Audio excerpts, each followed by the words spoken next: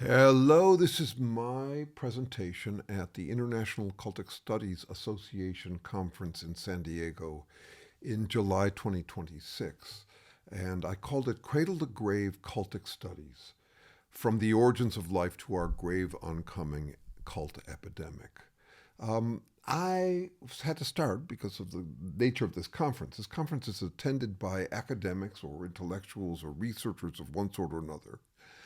But it's also attended by former cult members, many of them who went on to become researchers or academics in this field. And it's one of the interesting tensions I'll address in this conversation because people who come out of cults might bring some biases to the research that both inform but also distort or alter the kind of analysis you could get from someone who is not a cult member. So this is always a challenge. There's the problems with the ivory tower.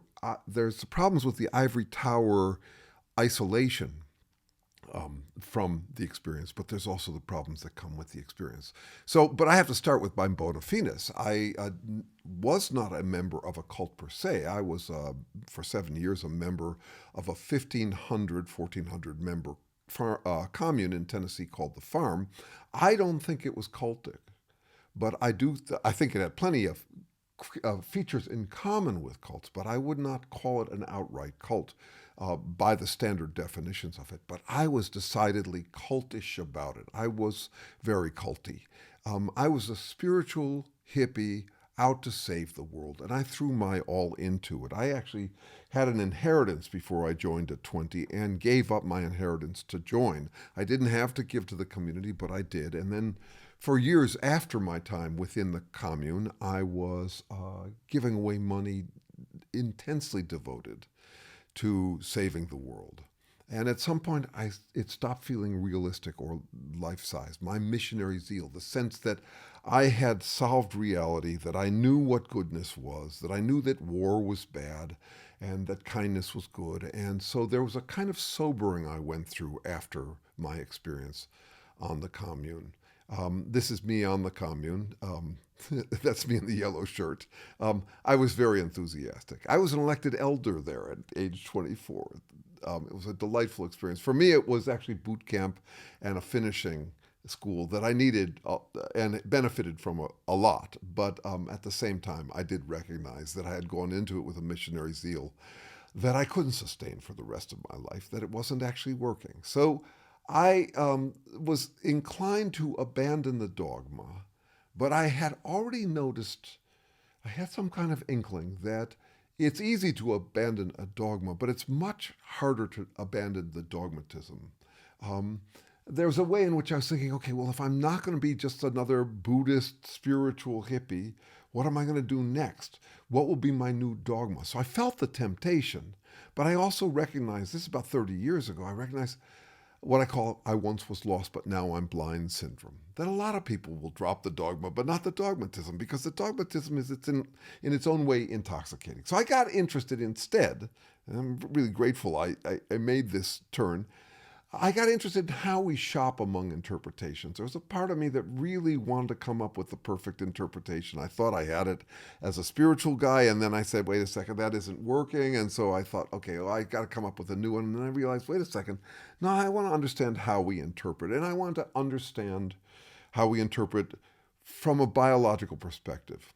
That is, there's this fundamental challenge, which is how are you going to interpret the process of interpreting, which is a little bit like trying to eat your own mouth. But I thought, well, of all the ways I could go at it, science or biology would be the best way. So I went off and decided I was going to get myself a PhD in what's called evolutionary epistemology, but I thought of it as actually shopistemology. How do you pick out your assumptions, your interpretations? And I lucked into the company of this character, Terrence Deacon, who was a Harvard neurobiologist when I met him, and a biological anthropologist. He was an unusual character because even though I didn't have the credentials to study, he really was receptive to talking with anybody who was interested in the topics he was addressing. I had read his book called The Symbolic Species, which will be relevant here. It's a book about the evolution and nature of language or symbols in humans, And then we have worked together closely now for 30 years. Some of that work goes towards his second book, which was called Incomplete Nature, which is trying to explain from the ground up, from chemistry, how you'd ever get organisms struggling for their own existence. You can see here this quote from Purging and Stenger's, we need an understanding of nature such that it is not absurd to say that it has us as its products. Now, meanwhile, while working with him on basically the origins of life, the evolution of emotions, and the evolution of language in humans, I was also interested in this kind of question that had been triggered by my time on the Commune, absolutism. And I think of it now as humankind's oldest and biggest unsolved threat. I think of cultism as the likeliest cause of human extinction through what I'd call a dissociation death spiral. As reality gets rougher, people dissociate, they check out, they become legends in their own mind, they find some ideology, some symbolic system that makes them feel like they've solved reality, and thereby neglecting reality, which gets rougher, which in turn makes people dissociate more. So a question that's been on my mind for at least 20 of these research years is how to humbly humanize humans who will do anything to escape human humility. I think it's a really big problem. Those people over there, they won't talk to us anymore. Do you know why? They say they're better than us, too good for us. Hey, that's not a nice thing to say. Well, they're saying it. Then it's probably best to avoid them. Live, let live. That only works when we don't have to live with them. We don't. They're our next-door neighbors. We're stuck with choices and they're preparing for war. With us? Why? They blame us for everything that isn't going their way. Their leader has been working them up to a fever pitch. He's uniting them against us. Have you tried talking to them? They won't talk to me anymore. They're on the warpath. Oh, come on, don't be paranoid. Yeah, but what if they really are on the warpath? Have you tried being friendly with them? Yeah, I've tried to stay friends with my buddies from that tribe. Invited them to dinner. I've listened long and hard to their grievances. That should have worked. Non-violent communication, right? Yeah, but it only works when they're willing to reciprocate. They aren't. They say they're done being nice to us. Don't they realize that people have to be kind to one another? Oh, they're kind. To each other. That's why they're so united. They say we've been unkind to them for too long. They say we started it. How? What did we do? Like I told you, they blame us for everything that isn't going their way. But that's wrong. Wrong or not, they're not listening to us anymore. They've declared war. They say we need to be punished. They should be more tolerant. They're not going to be kind back to us if we're not kind to them. Well, sure. Sometimes when you give an inch, folks reciprocate. Not them. They say our land is theirs. I've given lots of inches, and they keep taking miles. They're proud of it, too. They should be more open-minded. Oh, they insist they're open-minded. Fair-minded, kind, generous, receptive. The whole golden rule thing. If it sounds good, they claim they've got it.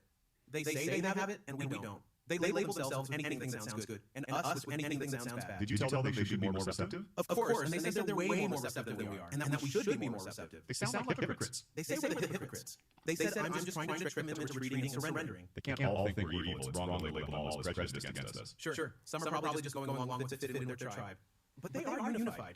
If any of them stepped out of line and got friendly with us, they'd get in trouble for conspiring with the enemy. Well, surely there's a solution. What do you suggest? They shouldn't behave this way. But they do. They ought to be receptive. But they're not. We ought to reach out to them. But we have. We should just ignore them. But they're only getting more belligerent. Well then, what's your solution? I'm not sure there is one, short of war, but the only thing we haven't tried is confronting them. Push back. Insult them. Show them we're not pushovers. That won't work. That will only make them angrier. But you haven't suggested anything else. No, I'm telling you. An eye for an eye leaves the whole world blind. War never solves anything. People say that. I figure sometimes you have to fight back. Sometimes it works.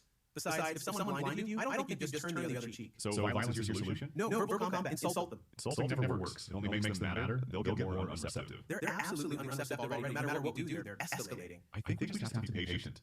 Give them space. Show them kindness.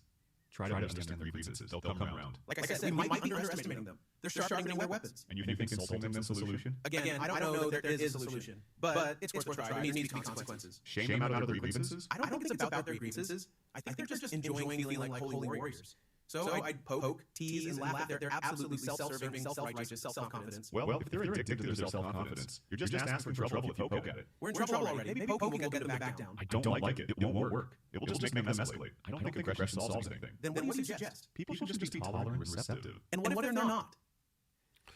That I should have introduced that before imposing that. But what that is an AI video I made a couple of weeks ago just to try to lay out how old this problem is. It's a human problem. Animals don't do this. But humans do become absolutists, or can, and have repeatedly throughout history. So I'm saying it's the oldest, biggest unsolved threat to human survival is absolutism. And so I am taking this broader, deeper approach to the human condition and the seductive allure of absolutism.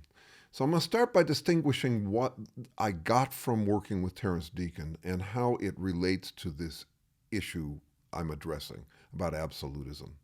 I will make a distinction between two ways that humans can name things. There's intuitive naming and there's natural naming. And I'm going to suggest that we have to impose rigor on how we name, how we categorize phenomena, and that we would do that by moving from intuitive naming to natural naming. I will argue that at this conference, we're mostly doing our scientific research. If we're doing scientific research, we're doing it in the form of intuitive naming, and I'm saying it's not serving us well enough. We actually have to do something else. And in doing so, we may make more progress on dealing with absolutism or cultism. And to me, cultism is a subset of absolutism. At this conference, most of the conversation is about exotic religious or spiritual cults. I think it's a broader problem than that. And I think that by addressing this difference between intuitive naming and natural naming, we can both improve our methodology, becoming more rigorous as scientists, but also learn something about what cults are doing, because cults rely on intuitive naming to a large extent. So let me start with how it plays out in science, life and social sciences in particular. Intuitive naming is relying on unexplained explanations. It's our intuitive way of categorizing phenomena. It's called reifying. Re originally simply means thing. So we're talking about thingifying. It's treating abstract named concepts like billiard balls. And we can make these models, you'll see one here on the right, with arrows and boxes. And in engineering, we'd call the boxes black boxes, meaning they're gizmos. We don't know how they work. We don't have to explain how they work. We just assume that they work. For example, we assume there's this stuff called motivation, and we can, we have a sense of what motivations do. It's kind of like AI. We don't know how AI works, but it generates stuff, and that stuff is useful. When we're doing it in the abstract, as we do in the sciences and in philosophy, it's a kind of pseudo-engineering. It's like if I was going to build the world, I'd have this or this phenomena. If I was going to explain it, I would have this phenomena that is connected to that phenomena, and I can make a model of it in my head. I don't actually have to test it out or build it in reality, but it's a way that I can make up just so stories. Like, this is how it happened. We ended up with, for example, a language module in our head that enables us to talk, something like that. That's actually believe it or not, it's an important theory in linguistics, is that there's a language module. It assumes rather than explains what we really are. And while we can say we don't want to be doing that in science, we want to be more rigorous, we do it all the time. So it's kind of the tower of psychobabble in the social sciences in particular. So we'll talk about this hormone causing a motivation. By cause is a vague term. It's like what I'm calling a black arrow. It's not clear whether we're talking about a correlation, a physical billiard ball hitting billiard ball kind of efficient cause and effect kind of cause, or whether we're talking about an intention. We're vague on that stuff, and yet it's perfectly legitimate in mainstream science to talk about how a hormone causes a motivation. What exactly are we talking about there? It's vague. Hormones don't have motivations, and we know motivations happen in bodies, but we don't know really what they are. I've talked to high-level psychologists. For example, I had a conversation with the head of the science division of the American Psychology Association about motivation, and he basically said, when we see effort, we assume a motivation, which is not that different from saying if we see life, we assume there's a soul. Naming is not explaining. We also talk about it when we're doing the clinical work. He has dark triad personality. It's like he got this thing called dark triad personality. It consumed him, or he consumed it, or something. Steve Hassan's cults have BITE. BITE is an acronym that he's come up with for distinguishing cults. There's a lot of rubric-based work. So if you're going to have, if you have a clinical disorder, you have these features. You possess, or they somehow are embodied within you. The brain has a grammar module. DNA contains an information code. This is all standard, mainstream stuff, and I'm saying it's not rigorous enough. It's not actually sufficiently rigorous. It can be logically consistent. We can imagine engineered or modeled machines that have these gizmos in them. It can even have empirical evidence to support it. But we cannot actually come to agreement about what we're dealing with because we're dealing with these vague analogies and metaphors and just kind of a hand-waving about what causes what. I post this book here. I just finished reading this book, Personality Disorders, A Short History of Narcissistic, Borderline, Antisocial, and Other Types. It was a great read, and it's great evidence of the problem here. It's marching through the history from the Greeks through to DSM-5 and the various ways in which we are like the blind men with the elephant in trying to identify these categorical personality disorders. And the guesswork involved. You feel like you're listening to a Tower of Babel channel, Tower of Babel challenge. Okay, with language, we get this Tower of Babel. The just so stories, myths, supernaturalism, dualism. For example, when I said that it's conventional to say that DNA contains information, that too is a kind of dualism. It's not supernaturalism exactly, but it's basically saying that there's this separate stuff called information that is like a thing, but it's a non-thing thing, but it can be something that is carried by DNA. And I have to actually be more rigorous in that. I'll be getting to natural naming in just a section. But first I want to point out that this is one thing about the human condition. I would rephrase the origins of Genesis. It's at the end of the beginning that we get words, and the words tended to be gods, unexplained explanations for everything unexplained. These unexplained explanations can become wildcard trump cards. Wildcard, that is about the supernatural. You can believe anything. It's not testable. There's no way to challenge. You can posit anything. You can say God wants this or that. And a trump card. It's perfect. That is, anything that God wants, by your standards, is perfect. It's supernatural. It's bigger than nature. Wild card trump cards are catnip for cultists, and I'll be coming back to that in just a minute. So that's all about intuitive naming, which is the thing that only humans do. Other organisms don't do it. And I'm going to contrast that with what I'm calling natural naming here. Naming by explaining from the ground up.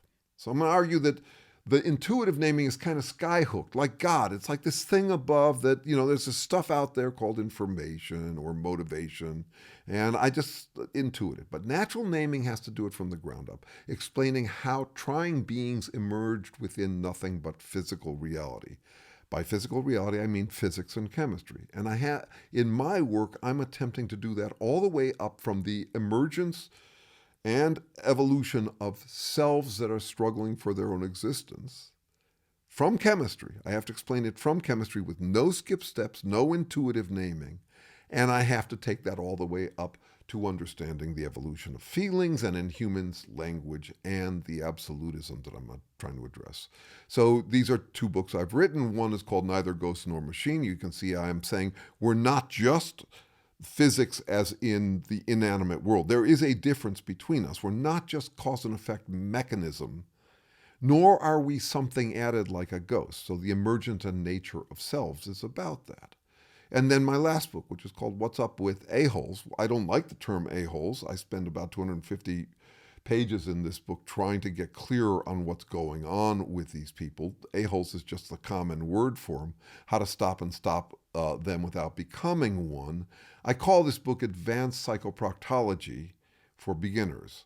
Psychoproctology, I needed a light name for a dead serious subject.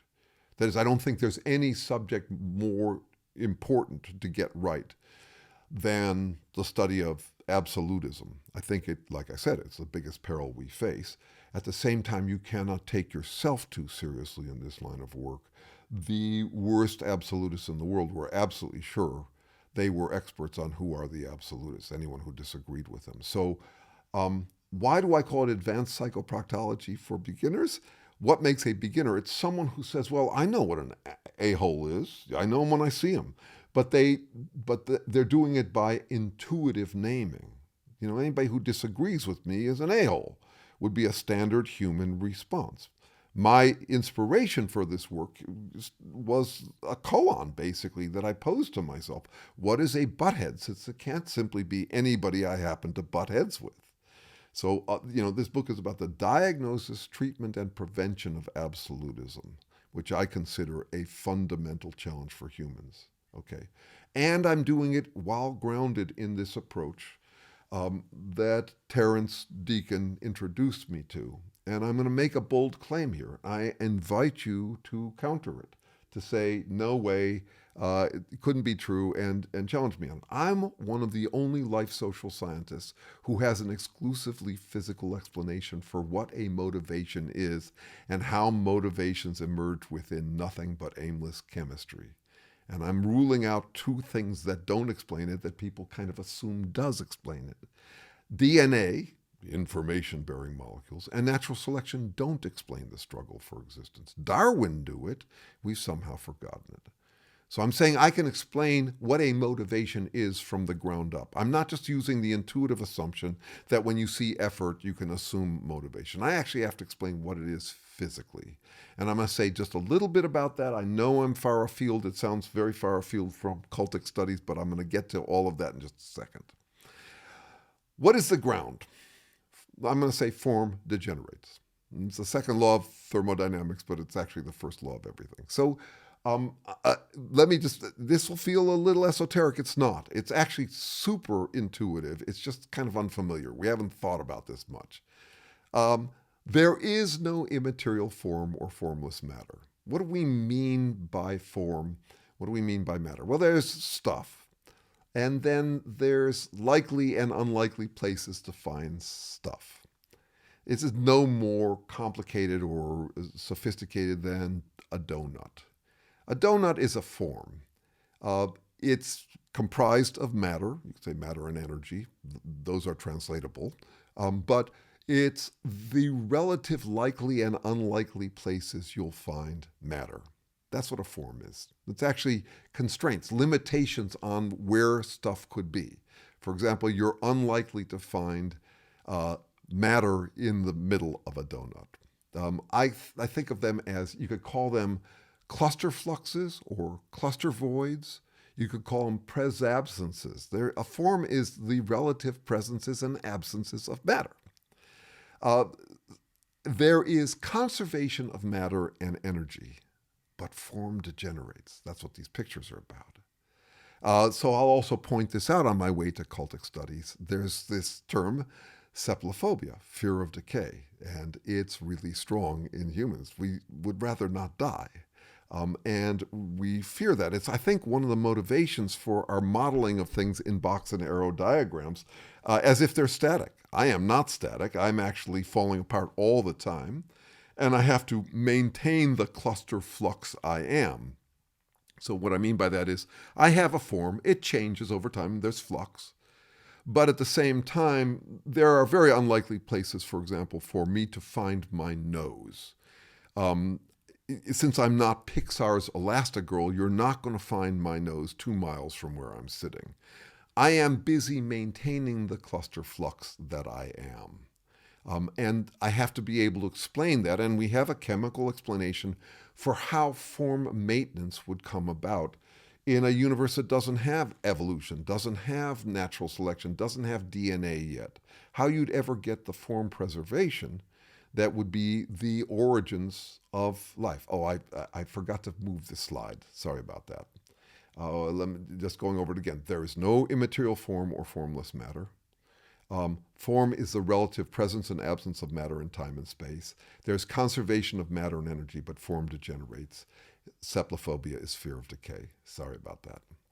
Okay, so what we do, what living beings do. This is my last slide on this background stuff, and then I'm getting right into the cult study stuff. I swear, I'll get there in just a second. Beings, living beings, outpace form degeneration.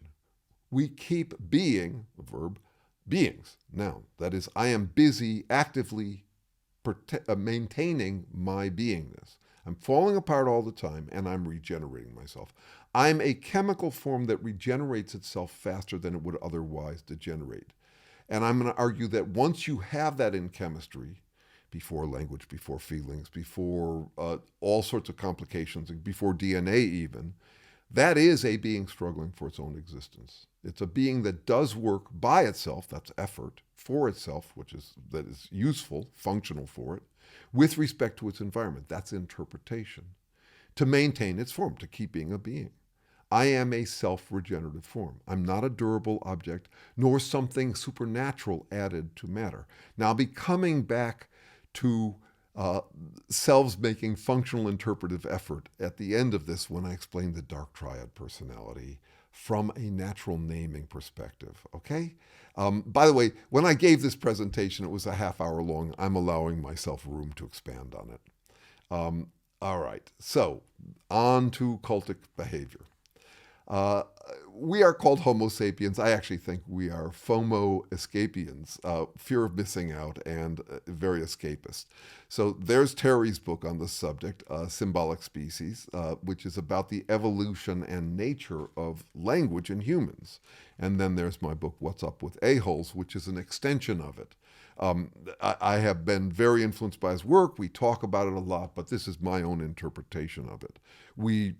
I would argue we agree about this stuff, but it's not his work. He's focused primarily on much more fundamental, you could say pure science approaches to applying the natural naming stuff. Okay, the human difference is that humans are born parasitic on culturally maintained symbols like language or math or any of that. I'll just say a little bit about what that is. There are, in semiotics, which is where you're studying how significance happens in nature, and that would include, for me, biosemiotics, that is how stuff is significant to organisms. There's basically three main categories of what there is. There's icons, indexes, and symbols. The word dog is a symbol. There's nothing about the word dog that is inherently dog referential. It doesn't refer to dogs. If you saw a picture of a dog, it would be kind of indistinguishable. That would be iconic of a dog. If you hear a dog barking in the other room, that would be indexable. It would kind of point like an index finger to a dog being present because it's something associated in time and space with the presence of a dog. But words aren't like that. Words in math aren't like that. Words are basically tokens. They're squiggles or sound vibrations, my voice speaking, for example, that a child learns as a toddler through a kind of pointing, through indexical behavior, pointing at dogs and getting the word dog. They learn how to be able to communicate and get what they need in the form of these squiggles, in the form of what we call tokens. Okay, and no other creature does it the way we do. Here's the Tom the Dancing Bug imagining of what would happen if damselflies could talk, if they had language. And you start to hear all the rationalization and absolutism that comes with being human. With language, so we mix and match these words, and we can imagine anything. We are bimundial. We live in the real physical world and the worlds of our imagination. And I'm going to say, what do you get when you cross emotions, which all animals have, with language? Well, I'm going to argue you get those wildcard trump cards. That you'll get a lot of them. And here's why. With language, we are an unprecedented, anxious species. We are creatures trudging through a sandstorm of confidence-eroding possibilities that only we can imagine. All the past, present, future, real and fictional threats and missed opportunities that dog us and don't dog a dog. You can say, "Are you a good doggy? Are you a good doggy?" And the dog will wag his tail because it makes an indexical association. When you're talking that way, the dog assumes that there's some petting or whatever, some pleasure to be associated with. So they'll wag their tail in response. But they will not spend the night wondering whether they are good dogs. They don't have the capacity. And I'm saying that out of an appreciation for the difference between us, out of compassion for us humans. It's really hard being human because we are trudging through these confidence-eroding possibilities. I study what I call Mojonomics. You call it egonomics. That's a typo up there. Egonomics or affirmationomics. But I think Mojonomics is a good name for it. It's the human quest for self-confidence to soothe and escape human anxiety. I study the supply, demand, cooperation, competition for self-confidence. It's huge. From my perspective, there's no better way to predict or explain human behavior than following where people are getting their self-confidence currencies. It's the behavioral economics of confidence currencies. And there are so many different ways we can get our confidence. And it's a bit of a black market. Admitting that we need self-confidence reduces our self-confidence. We need to not feel needy. If I was hanging out with guys and I said I needed to be partnered with someone because I need sex, I would feel less ashamed than if I said I needed a partner because I need reassurance, I need affirmation, I need self-confidence boosts. We don't want to talk about it. We tend to seek a surplus of self-confidence. Like nobody leaves self-confidence on the table. If you've got a way to be appreciated, affirmed, or whatever, if you're good at something, if you happen to be born attractive or something like that, you may think that it's bad for you to rely on it, but you'll also be tempted to because we'll take what self-confidence we get because we need to save for a rainy day. What if tomorrow my self-confidence is depleted? And at the same time, I will tend to take for granted, partly because it's a black market, any reliable sources of self-confidence I get. It's an interesting paradox. You feel more autonomous or independent when you're well supported in your self-confidence. You feel more dependent when you've lost your sources of confidence. Suddenly, I'm not half the man I used to be. You don't miss your water till your well runs dry. A couple of songs that address that. I'm going to argue, since producing this thing, I think I've wanted to tone this down, but I'm going to argue that there's a universal human tendency towards Sato-Narcissism. I don't mean anything, those words are too strong perhaps for what it feels like, but I think of us as treading water, fearing sinking. And that there are, we're trying to elevate ourselves out of the water, keep our heads above water. And some of that involves dunking on others, getting catty, getting gossipy. Self-confidence achieved by lifting ourselves up or putting others down. I actually think Sato-Narcissism is redundant. It's kind of built in. If you're trying to feel exceptional, you're going to, by definition, make others feel unexceptional. Now, I have dealt with people who talk as if, well, not me, I wouldn't do that. Such egotism is beneath me. I'm actually arguing, no, it's not beneath any of us. It would come with the territory of being human. That's what I'm arguing. So, I didn't mean to have this so rocking. It'll be stopping in just a second. That's me back on the Commune when I was a cult boy, okay? So I lived for 7 years on the world's largest hippie commune. And as I mentioned before, and I think this is the side of cultic studies that we don't pay attention to, and we need to. The theme of this year's conference was coercive control, which is basically another word for brainwashing. Yeah, I think it's a vocational hazard for people who've suffered through cults that they will tend to say, like the alcoholics, is that they were host to a parasite, that someone brainwashed them, that someone conned them, that someone was imposed coercive control. And I get it, but at the same time, what I take from my experience on the Commune was that I was eager to join for the heart purging, for the freedom from anxiety, from the shelter for the freedom that I got, the safety, the shelter from confidence eroding sandstorm. It's why we are tempted to tuck ourselves into coercive control situations. I loved that freedom from doubt. I was a really anxious bunny growing up, and I joined this commune, and I felt like I'd solved reality, taken the red pill, figured out the answer. I was on an express train to goodness. I no longer had to wonder whether I was a good doggy. It was heart purging. So freedom, to feel safe and free from anxiety. I think it's a standard human appetite. These confidence currencies, at least I have this, not that. At least I'm this, not that. We tend to milk our confidence currencies.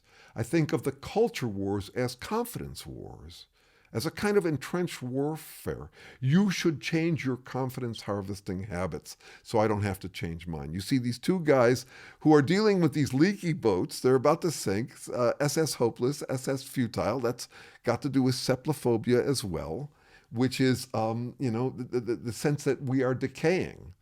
For example, that I am throwing all into life and I will be thrown out. That's a terrifying feeling that humans can have. No other creature can. They don't have a way to visualize in detail or anticipate their own deaths.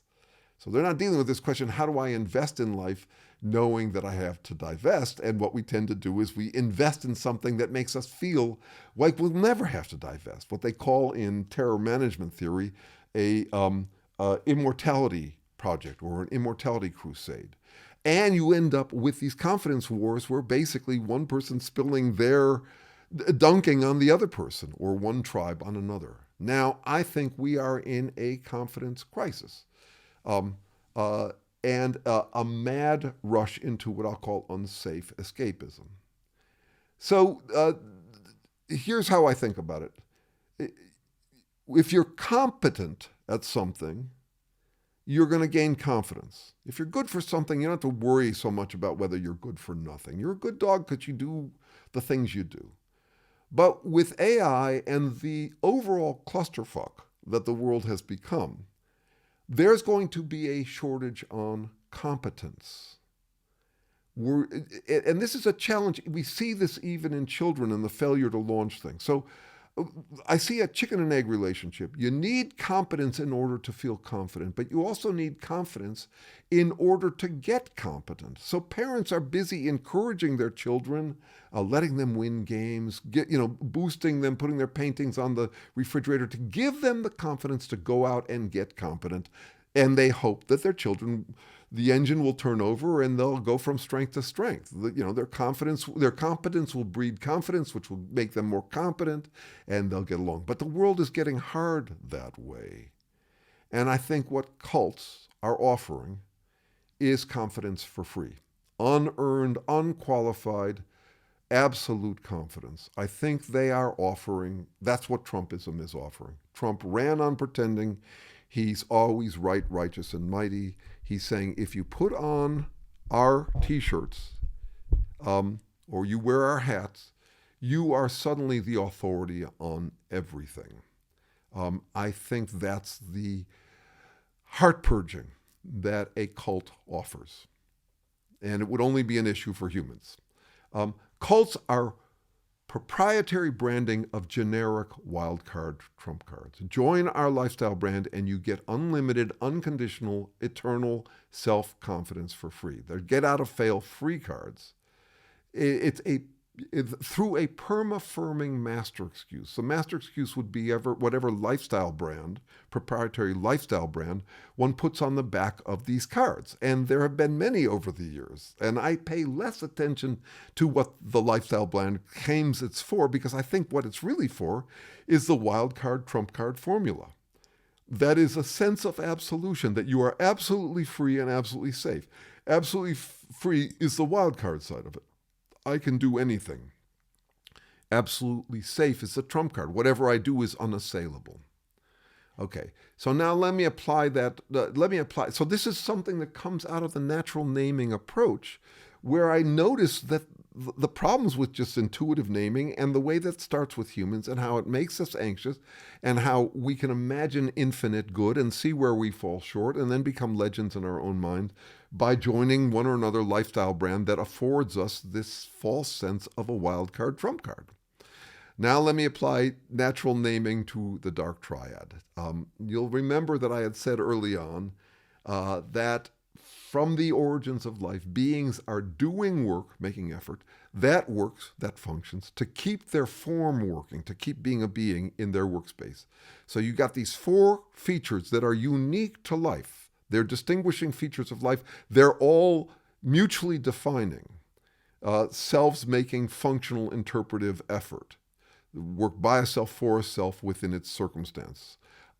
What you've got on the right here is a simplified diagram of how we see that starting. Now, I'm happy to use letters in this model, but they're actually just chemical forms. So if anybody's interested in our explanation for how the beginning of this form maintenance or struggling for persistence or struggling for existence kind of thing ever started in chemistry, that's where we'd start. But for now, just take those 4 terms and we'll see what happens with them.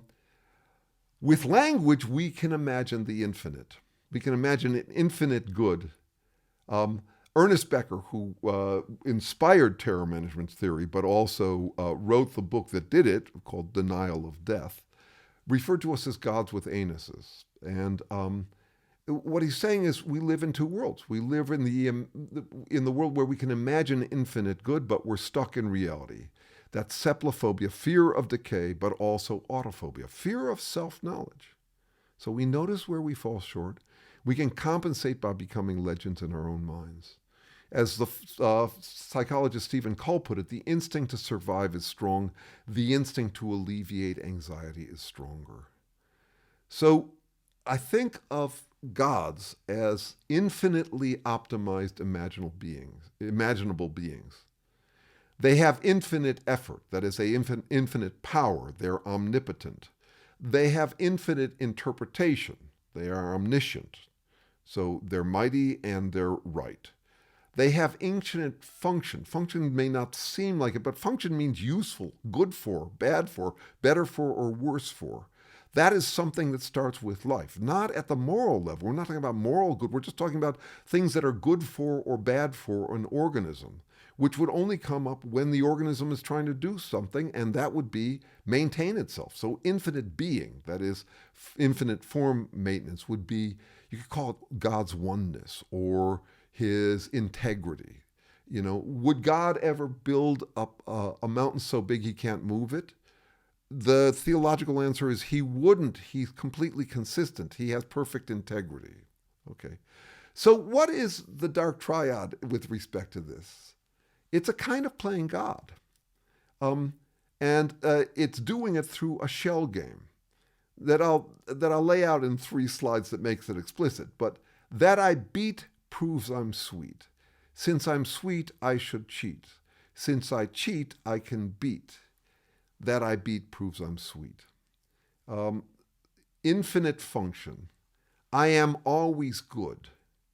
Infinite interpretation. That means I can be as cunning or clever as I need to be because no deed too dirty for a saint like me. Infinite effort. I can use any power, and that power proves that I'm good. That is, that I win proves I'm good. So that's the might makes right side of the equation, but it's more than just might makes right. It's also right earns me might. So there's a circularity to it. And what I'm saying is the Sato-Narcissism is the omnipotence, the Machiavellianism is the omniscience, and the psychopathy is the omnipotence. And what I haven't addressed in this is the oneness. When you're dealing with someone in the dark triad personality, they are absolutely consistent about one thing, their claim that they are absolutely consistent. The same thing would happen in theology. God would not contradict himself is the answer. It's simply not possible for him to do that. He's got perfect integrity. So To be a total hypocrite, all you have to do is be consistent in your claim of perfect consistency. You can modify everything else. You can talk out of both sides of your mouth. You can change all the time, like no deed too dirty for a saint like me, or I know everything and everything I don't know is not worth knowing, that kind of thing. And you also get this other interesting oneness split personality. A dark triad personality will play both God and God's most vicious defender. Okay, so that's a lot. What I'm arguing overall is to pay more attention to the demand side of cultic studies. Harsh purging explains the appeal of cults in ways that coercive control sidesteps. I talk to so many people who say, I cannot believe how many Americans have fallen for Trump and how persistent they are in it. And some of them say it with that kind of egotism is beneath me vibe. Like they must be a completely different species because I can't explain them. But if you want to explain them, follow the self-confidence. It's an intoxicating, drug-addicting source of self-confidence. When someone says, all you have to do is join our lifestyle brand and you are granted unlimited wildcard trump cards. You are suddenly the authority on everything. No one can touch you. You are permanently absolved, safe, and free. I once was lost, but now I'm blind. You wouldn't say the blind part, you'd say you were found. There will always be a ready supply of coercive controllers. For civilization to survive the growing confidence crisis, we must build immunity. And to build immunity, we must admit to the unique human neediness and how easy it is for any of us to become legends in our own mind, basically affording ourselves that wild card, trump card formula. We can't manage appetites we deny having. So anybody who says, I can't understand how these people would have this appetite for self-confidence, how could they possibly be so needy? I certainly don't have that problem. That is a recipe for not managing the problem. In my book, What's Up with A-Holes, I'd argue that confirmation bias is not quite the term for it. What we're talking about is confidence bias. And decent folks are people who treat confidence bias as a problem they have to manage. And absolutists treat confidence bias as a solution to all of their problems. And so we have to get to where we can admit to this appetite in ourselves. That's the demand side. Paying attention to the heart purging that I think there's a bit of a blind spot on in the cultic studies community because it's a vocational hazard. If you just came through a cult experience, you're not as likely to want to admit to your appetite to have gotten into the cult in the first place. You'll be more like someone in AA who says, I was the host to a parasite, then it's beyond my control. The details of how that works and where it's beneficial to do that, it's more than I want to talk about here. But anyway, I just wanted to, that's my presentation. This is how to get in touch with me. And thank you for listening.